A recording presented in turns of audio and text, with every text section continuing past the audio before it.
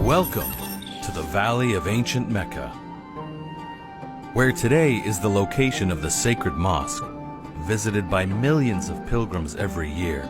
There was once nothing but a barren desert.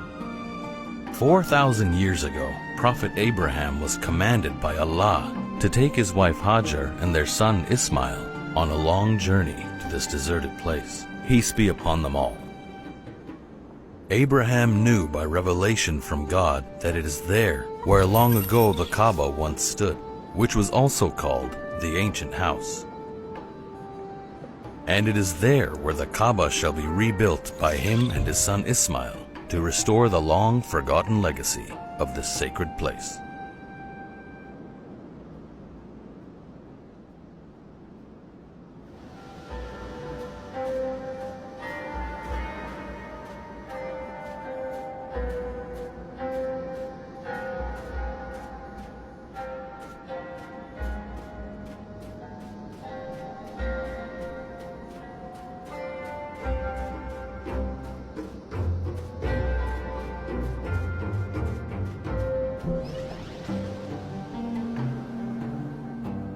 Abraham traveled with his wife Hajra and their infant boy Ismail to Mecca in the Arabian Peninsula.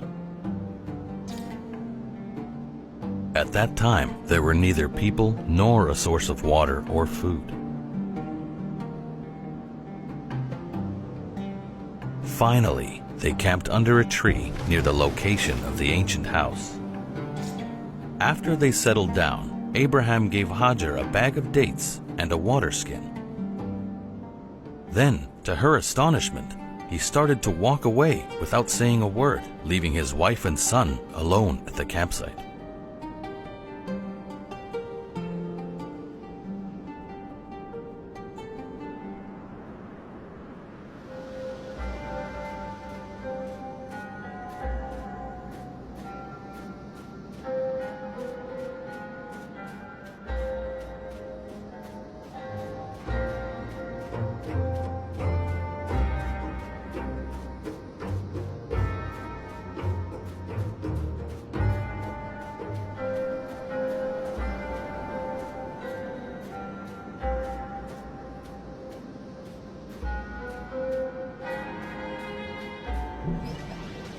Hajra hurried after her husband. "Where are you going, Abraham, leaving us in this valley with no people or anything else?" Abraham did not respond, probably fearing that this would get him into an argument with his wife over something God had commanded him to do. So he kept walking without even looking at her. Hajra, still following him and repeating her question, suddenly realized that his strange behavior could be because he had no choice. "Oh, Abraham, has Allah commanded you to do so?" she asked. This time, Abraham gave her a brief response. "Yes." Hajra replied, "Then Allah will not abandon us." And so she returned to the campsite. When she could not see him anymore, Abraham faced towards the Kaaba and prayed to Allah as stated in the Quran in Surah 14, verse 37. "O our Lord, I have settled some of my descendants in an uncultivated valley near your sacred house, our Lord, that they may perform the prayer. So fill the hearts of people with love towards them and provide them with fruits so that they may be grateful."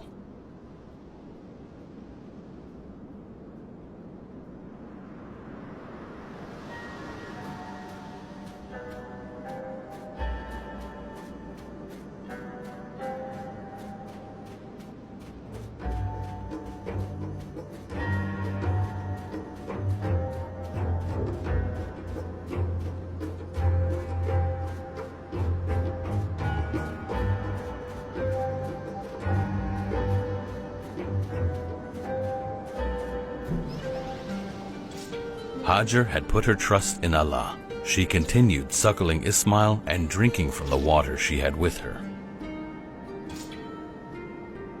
But the provisions only lasted a day or two.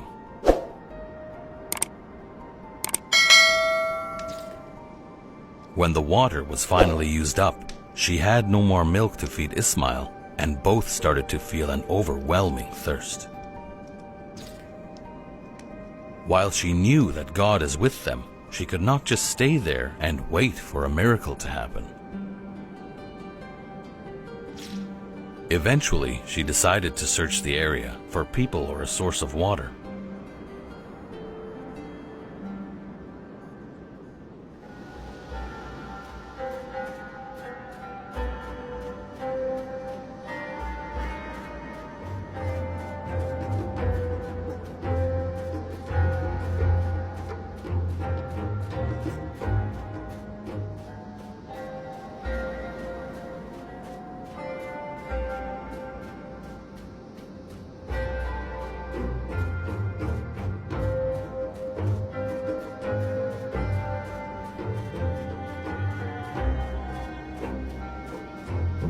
As stated in a narration by Ibn Abbas, Hajra said to herself, "I should go and look so that I may see somebody." To make her search easier, she left her child at the camp and climbed up a nearby hill known as As-Safa. From this elevated spot, she hoped to see someone or something that might save them, but there was nothing. She went down to the valley and ran till she reached another hill called Al-Marwa, which would allow her to get a good view over the northern part of the valley, but again, she could not see anything that would help her. Then she said to herself, "I better go and check on the child." When she arrived, she found the baby weakened and barely breathing. She could not endure watching him suffer, so she said to herself, "I will go again and look. Maybe I will find somebody this time."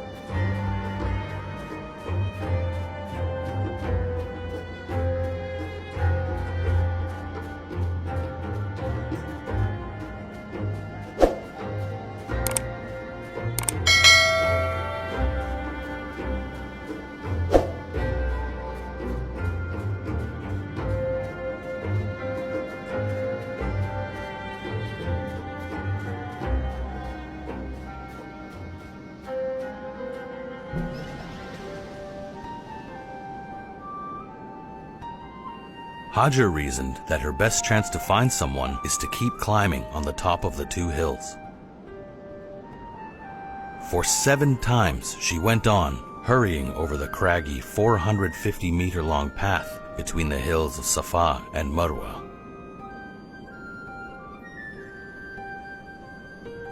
To commemorate her persistence and her trust in Allah, this has later become the source of the tradition of the Sa'i, the ritual walking between the hills during the Hajj.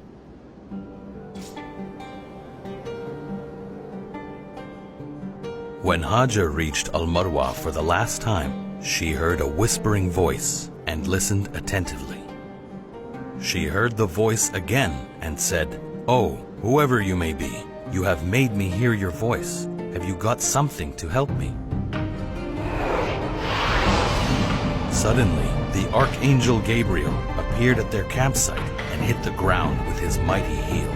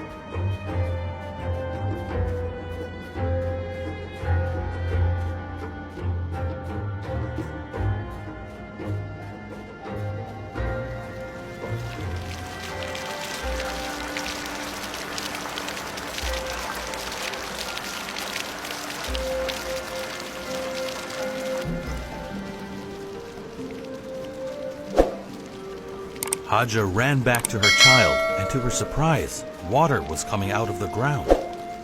She quickly gathered some stones and started building a basin around the source to contain the water. It is said that she repeated the word Zamzam, which presumably meant in her language, "It shall be gathered."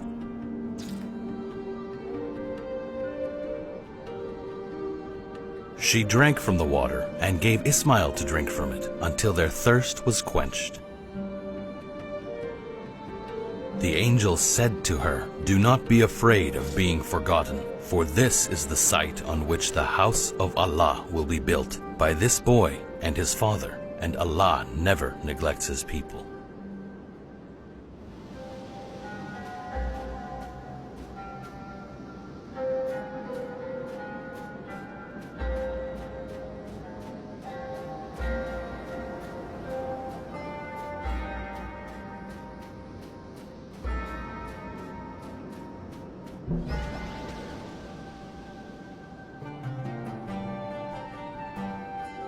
Hajra and Ismail were saved by the miraculous emergence of the blessed Zamzam well. Soon after, birds started flying over the new water source. Then, by Allah's providence, a group of travelers came to Hajra and her son. They were from an ancient Arab tribe called Bani Jurhum. They would usually pass by the valley, but to their surprise, they saw birds flying over it. They found the woman and the baby near a source of crystal clear water. According to the custom of that time, Hajra was the mistress of the source. They asked for her permission to set up a camp and drink from the water, and in return they would protect and provide for her and Ismail. Hajra agreed, and she raised her hands to praise Allah.